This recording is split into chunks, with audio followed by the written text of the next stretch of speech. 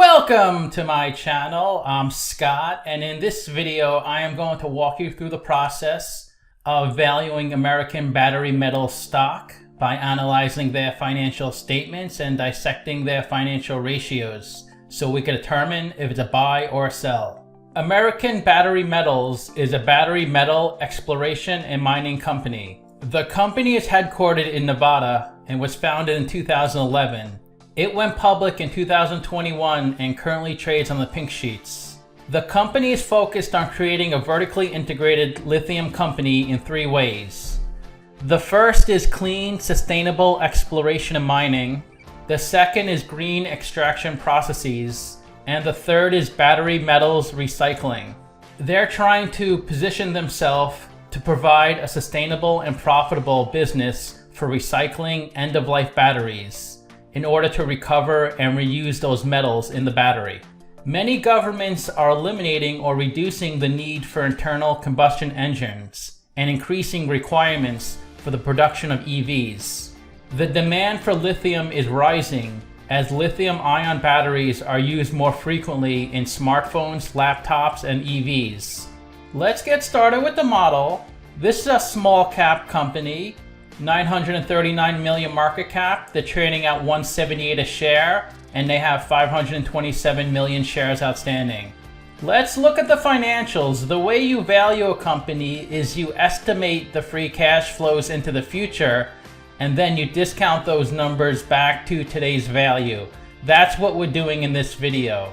And free cash flow is cash flow from operations minus capital expenditures. Net income is the profit and loss on the income statement. It's revenue minus expenses. And they have negative net income every year. This company is pre-revenue, so they don't have any revenue yet. They're still building out their infrastructure.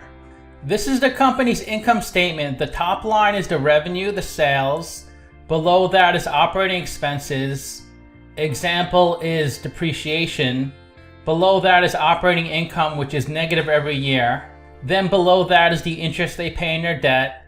They paid over $6 million of interest in the trailing 12 months, much more than 2019 of $2.5 million. Then you have other income and expenses, which are usually impairments or write-offs.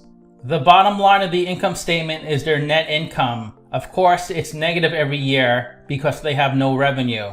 This is the company's statement of cash flows. The top line is operating cash flow. That's how much cash the company loses from its operational business. You could think of operating cash flow as net income converted to cash, because net income is your accounting profit and loss. It's not actual cash. The company has very little in capital expenditures, only $10,000 in 2018. So their free cash flow is pretty much their operating cash flow, which of course is negative every year. So in order to run the business, they need money from somewhere, so they've been issuing debt. They issued $400,000 in 2017, $1.1 million, then $4.8 million. Let's look at the capital structure. Negative $7 million of equity. That means their liabilities are $7 million more than their assets, and $1 million of debt. Their net debt is zero, so they have enough cash on their balance sheet to pay down all the debt.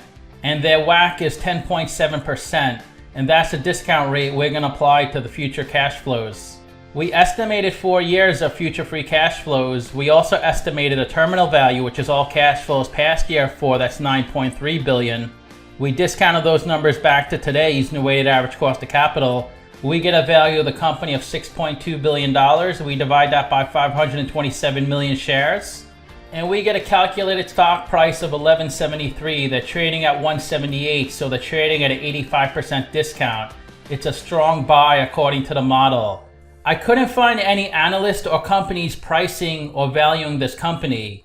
So I tried to forecast their future free cash flows by forecasting their future revenue and future expenses. Of course, it's really difficult to do because a lot of it is guessing, because I don't really have that much information. I try to just use my judgment on how big the market would be and how much of a market share this company would have within that market.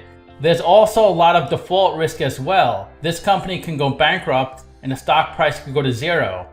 If they succeed, my estimation is $11.73 a share. But of course, The stock price is not based off of my estimation, it's based off of supply and demand of the market. If investors are willing to pay $11, $12 for a share of stock, they will.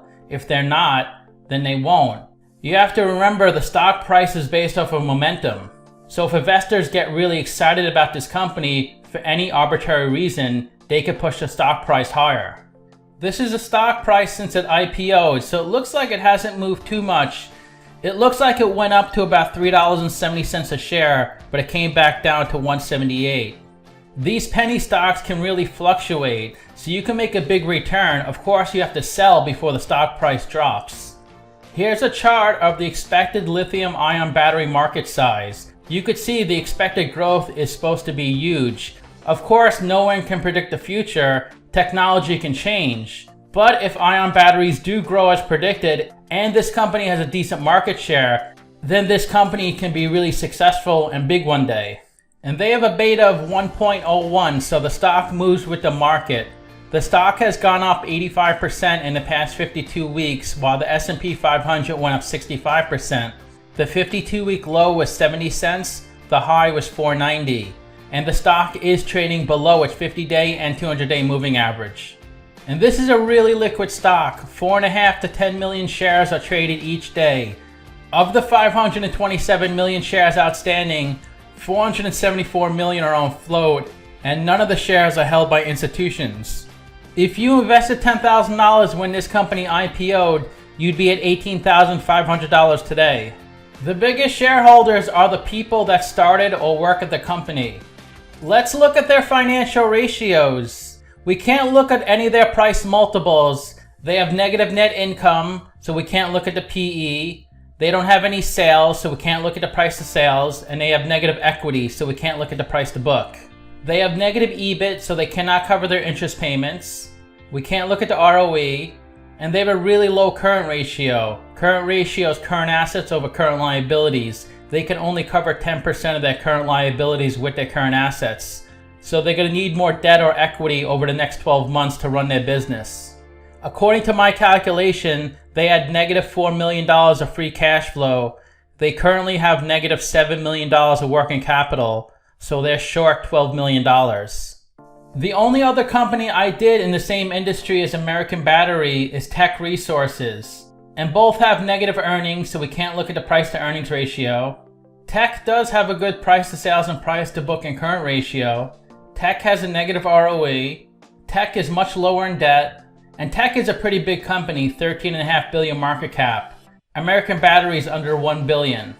American Battery does not pay a dividend, Tech does.